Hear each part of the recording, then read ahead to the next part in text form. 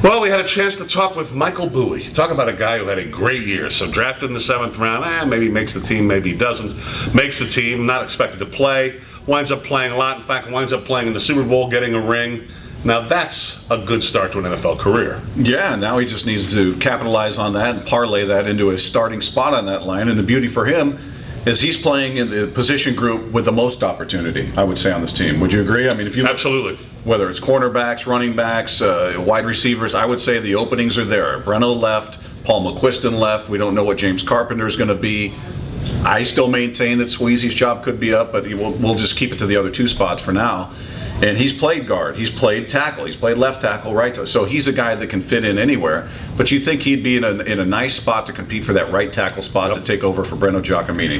With Mr. Britt, perhaps, who they drafted in the 2nd round. And that feels like, a couple of guys are talking about it, that feels like it's something that could be a competition. But I agree 100%. I mean, I think right tackle is the spot there. I think when we talk about what they'd like, they would like James Carpenter to look like the guy they drafted in the 1st round finally. We all would. Yeah, and he started to a little bit, at least physically. He is certainly a guy getting his last shot at things, and he will get that opportunity there. But, Bowie, again, speaking to the amazing success that this team has had of drafting guys late and them not just making the team, but participating. Imagine a 7th round pick, another guy that late who becomes a starter for you and potentially a valuable starter.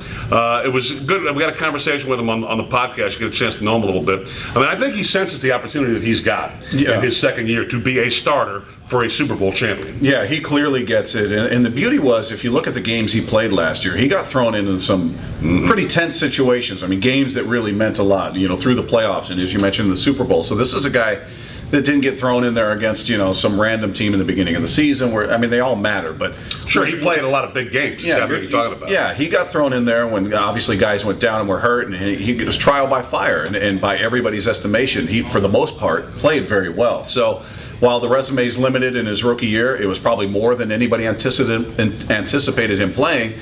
And so you've got a sense of what he's capable of, right? And I think that gives the coaches a certain level of confidence. And again, he's got the right attitude. When you listen to that interview, he talks about wanting to impose his will on guys and shove them around. And that's what you want. You want that little bit of nasty in your offensive lineman. So as OTAs end and training camp begins, Michael Bowie is definitely a name to watch.